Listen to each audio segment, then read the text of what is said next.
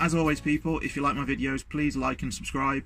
I'm going to set myself a mini target to see if by the end of the year I can get 500 subscribers. I think I'm on about 370 at the moment, so if I can get to 500, that would be awesome. So please subscribe. Thank you very much. Hi YouTubers, how you doing? As you'll notice, the beard is gone. I'm almost clean shaven. I just had enough, really. So a bit of stubble, I think, will keep me going now till springtime. Anyway, so this is a bit of a different video, something I've wanted to do for a few weeks now, and I've been trying to figure out the best way to do it. Basically, back in November, I read an article in one of the papers in the UK, not a very reputable newspaper. It was the Daily Star, anyone knows it, and the story was that there could be a blackcurrant shortage, and this was brought to light because a brand in the UK called Ribena was struggling to get blackcurrants. For those of you that don't know, in the UK we drink loads of blackcurrant squash. Squash is a diluting juice that you put into water, and it makes the water taste like blackcurrants or orange or pineapple or whatever flavour you have. And we drink loads of the stuff over here. We love blackcurrants.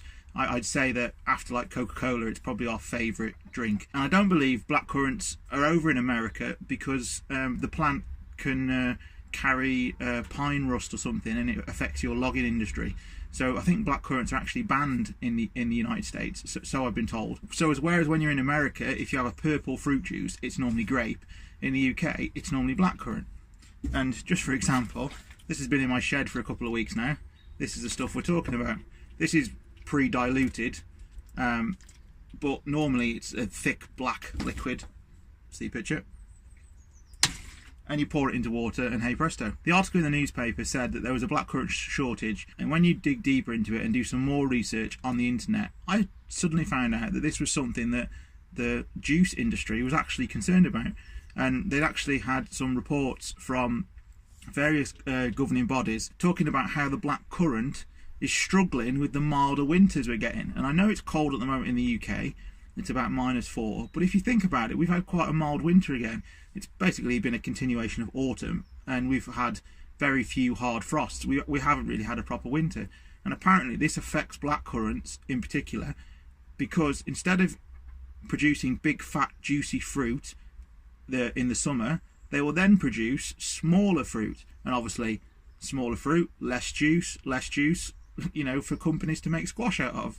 So it's quite interesting. Well, I thought it was quite interesting anyway. And that got me thinking, because the last maybe 2 months when we've gone shopping to our supermarkets, there's been loads of orange squash, there's been loads of pineapple squash, lemon and lime squash, summer fruit squash, strawberry squash, but we've really struggled to find blackcurrant squash in own brand labels. You can get the odd bottle of Ribena, which is the brand name, but you can't find any own brand labels. It's really bizarre. It's almost, whereas it was once always there, every day there was a shelf full of blackcurrant squash, all of a sudden you can go some days and there's no blackcurrant squash there at all, and it can be disappeared for a week, and then all of a sudden it comes back in. And so that got me thinking, there really is a blackcurrant shortage at the moment in the UK. There's got to be. All these things are adding up to the fact that last year we obviously produced a lot less blackcurrant in the UK, and this got me digging around the internet and looking for more information to see if this was true, and it turns out that it is, and it turns out it's quite, well, it's a semi-serious one that horticultural scientists are taking note of, and one particular doctor says that the blackcurrant is the canary in the coal mine.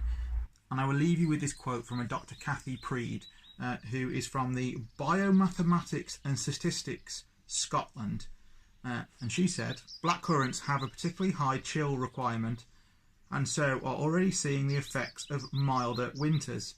Blackcurrants are like the canary in the mine. If we can understand what they need in a changing climate, we can apply our knowledge to similar crops like blueberries, cherries, apples and plums.